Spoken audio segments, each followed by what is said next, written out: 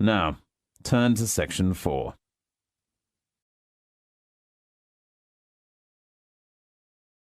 Section 4. You will hear a conversation about technology. First, you have some time to look at questions 31 to 40.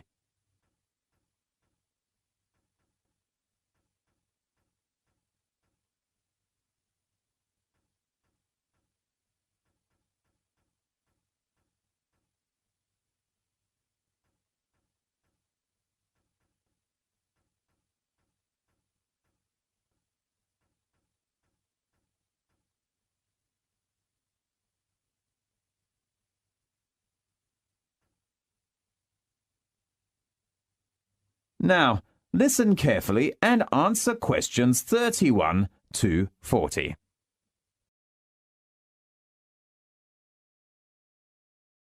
Welcome to the Magic Earth. I'm Christine.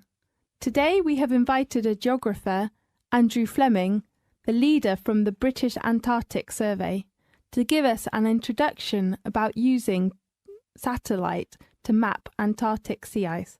Welcome, Andrew Fleming. Thank you, Christine. Well, as you know, cruising in the Southern Ocean isn't always plain sailing.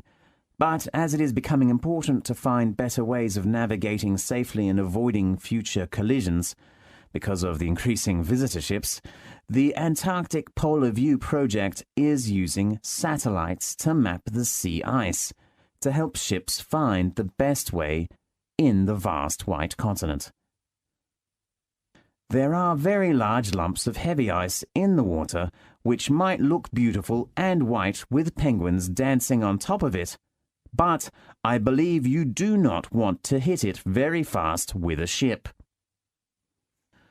Otherwise your ship will be damaged, and therefore navigating through it is an important problem, not only in terms of the safety of the ship, but in terms of the speed of the ship and the efficiency of the ship.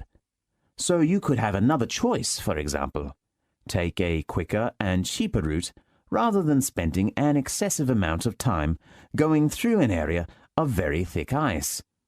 The quickest way to travel is to clear water channels, but it is a difficult task to find these routes. The area we're dealing with is absolutely enormous.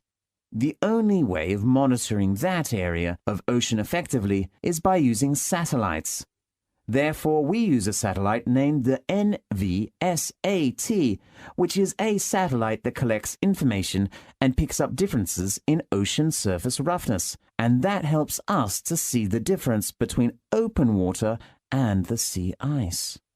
Radar allows the Antarctic team to see straight through the clouds down to the surface of the sea. With detailed images, it's even possible to see cracks in the surface, which can lead to dangerous ice falls. Wherever possible, we would use helicopters quite a lot and put them up in the air to map the ice and look for where we might find what we call leads, which are large areas of clear water that the ship might be able to move through. But it is certainly a much more difficult and time-consuming operation. So does the image that you get from the Polar View map give a good description of what you're actually seeing out there on the sea? Yes, it does.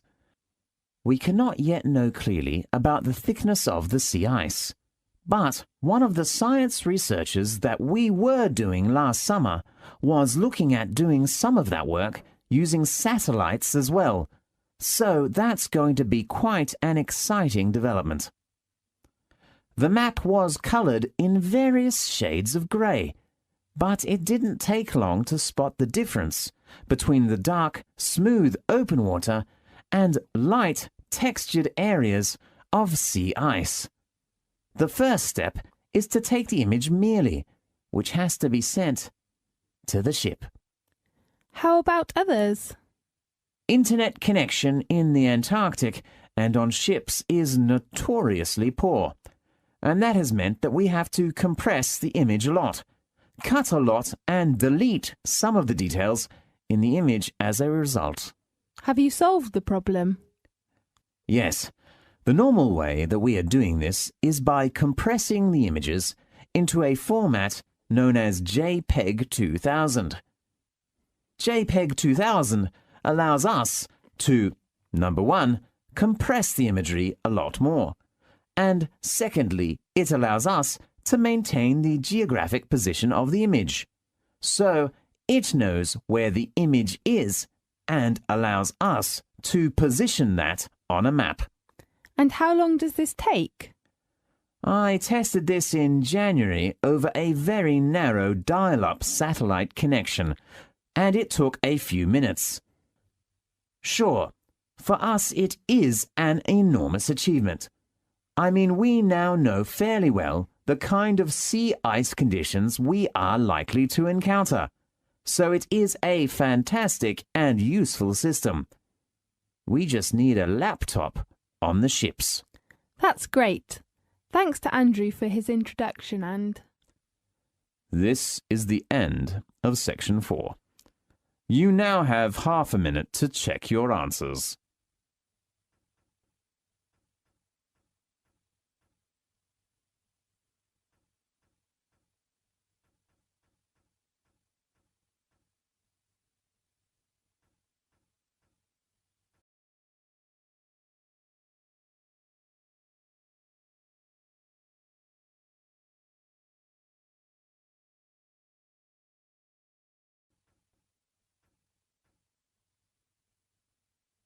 This is the end of the listening text.